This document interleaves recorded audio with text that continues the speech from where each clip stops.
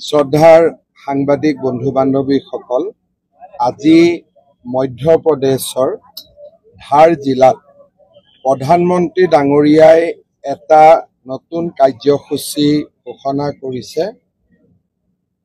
স্বাস্থ্যৱান নাৰী আৰু সশক্তি পৰিবাৰ, অৰ্থাৎ স্বাস্থ্যৱান নাৰী আৰু শক্তিশালী পৰিবাৰ।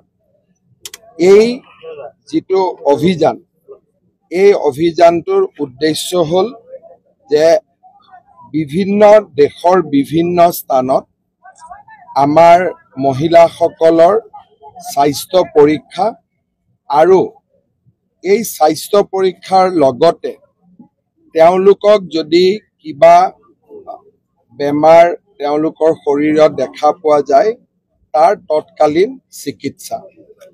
এই কাৰ্যসূচীৰ লগত সংগতি ৰাখি অসমত আমি অহা 2-3 অক্টোবৰলৈ 5000 কেম্প বা 5000 পৰীক্ষা, স্বাস্থ্য পৰীক্ষা আমাৰ আই মাতৃসকলৰ কাৰণে আমি আয়োজন কৰিম।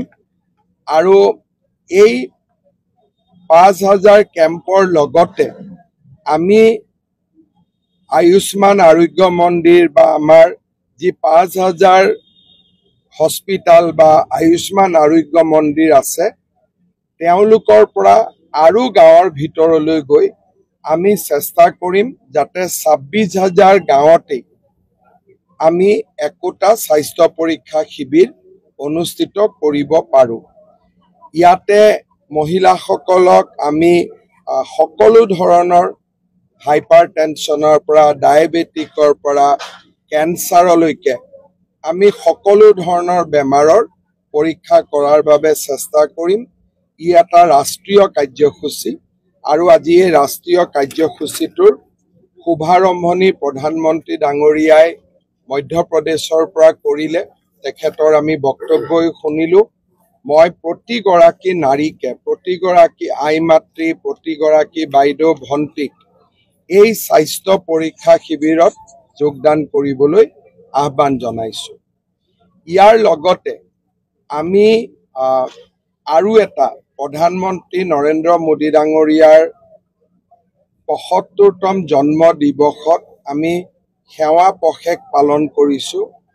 এই সেৱা পষেকৰ লগত সংগতি ৰাখি অসমত আমি প্ৰত্যেকটো বিধানসভা সমষ্টিতে একোটাকৈ মেগা হেল্থ স্ক্ৰিনিং কেম্প আমি আয়োজন কৰিম।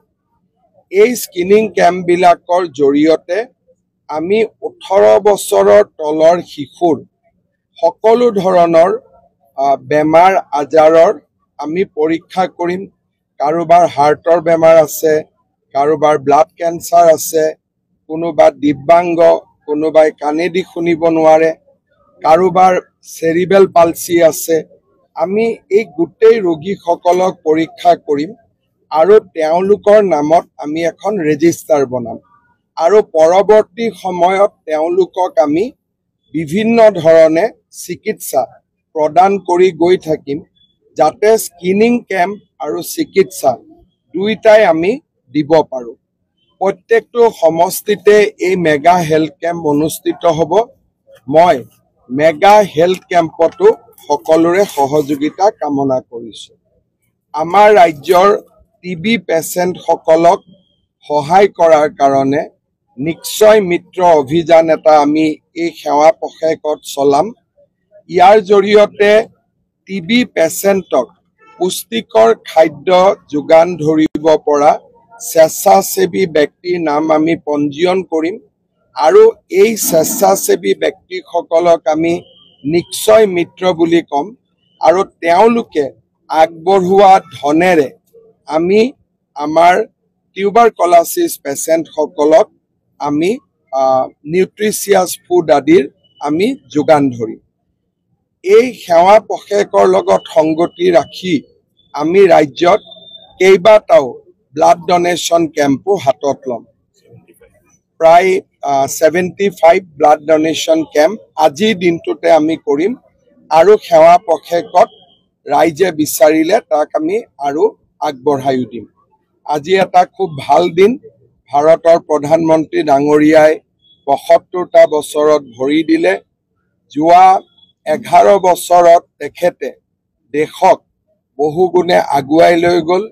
আত্মনিৰ্ভৰশীলতাৰ পথত, বিকশিত ভাৰতৰ পথত আমি আশা কৰিছোঁ মা কামাখ্যা আৰু আমাৰ অসমবাসী ৰাইজৰ আশীৰ্বাদত তেখেতে দীৰ্ঘ জীৱন লাভ কৰিব আৰু বহুদিনলৈ ভাৰতবৰ্ষক আৰু ভাৰতবাসী राइजक सेवा करी। आज हमारे प्रधानमंत्री नरेंद्र मोदी जी का 75वां जन्मदिन है। इस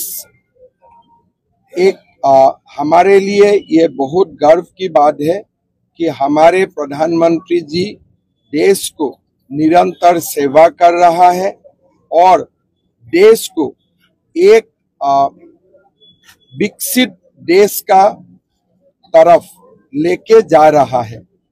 असम वासियों को मोदी जी ने बहुत कुछ दिए हैं और आज असम भी एक नया तरक्की का ओर आगे बढ़ रहा है। प्रधानमंत्री जी का 75 साल का जन्मदिन को सेलिब्रेट करने के लिए हम असम में एक 15 डेज का कार्यक्रम रखा हूं। इस कार्यक्रम का दौरान हमारा माता बहनों का हेल्थ का स्क्रीनिंग किया जाएगा। 26,000 कैंप लगाया जाएगा। हर असेंबली कॉन्स्टिट्यूएंसी में एक मेगा हेल्थ स्क्रीनिंग कैंप का आयोजन किया जाएगा। इसी जो हमारा सेवा पखवाड़ा है, इसी समय का बीचों में हम ब्लड डोनेशन कैंप करूंगा। निक्षय मित्र का शिनाख्त करूंगा। जो हमारा नया राइटर्स है उनको हम आर्थिक मदद करूंगा। 30 लाख माताओं को हम हमारा जो अरुणोदय योजना है उसमें शामिल करूंगा और उसी समय हम एक पेड़ माँ के नाम इस अभियान को भी हम लोग एक नया गति देने का काम करूंगा।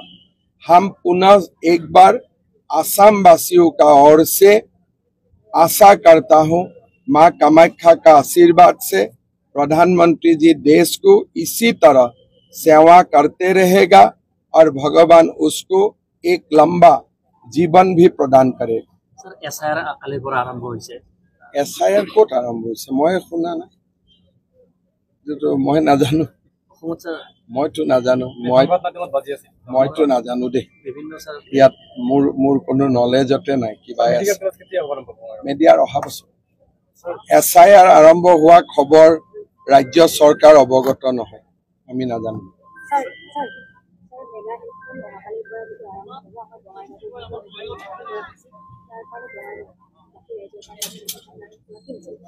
মোৰ এইটোৱে মেছেজ যে এই মেগা হেল্থ কেম্পটোৰ জৰিয়তে আমি মিটিঙত আহিলে, ৰেলীত আহিলে, ৰাইজৰ মাজত আহিলে বহুত সৰু সৰু ল'ৰা ছোৱালীক মাকে কোলাত লৈ আহে বিভিন্ন বেমাৰ আজাৰৰ বাবে।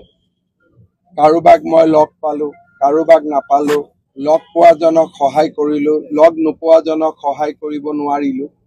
সেইকাৰণে আমি এটা সিদ্ধান্ত লৈছো যে যিমান এনেকুৱা বেমাৰত আক্ৰান্ত ল'ৰা ছোৱালী আছে এবাৰ আমাৰ মেগা হেল্থ কেম্পলৈকে আহক। আমি তেওঁলোকৰ নাম লিষ্টিং কৰি ল'ম আৰু যাৰ যেনেকুৱা বেমাৰ তেনেকে আমি তেওঁলোকক চিকিৎসা দিয়াৰ বাবে চেষ্টা কৰিম।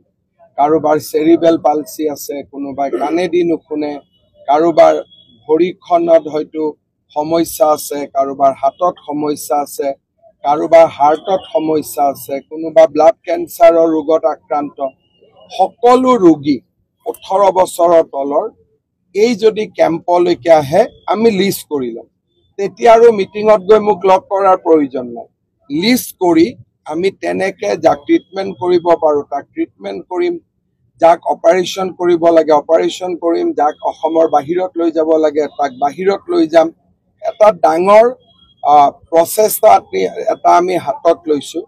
প্ৰায় 50,000তকৈ বেছি শিশুক আমি চিনাক্ত কৰিব খুজিছোঁ। গতিকে এই মেগা হেল্থ কেম্পটোত ৰাইজে সহযোগিতা কৰক, তাক মই আহ্বান জনাম। বিটিচিৰ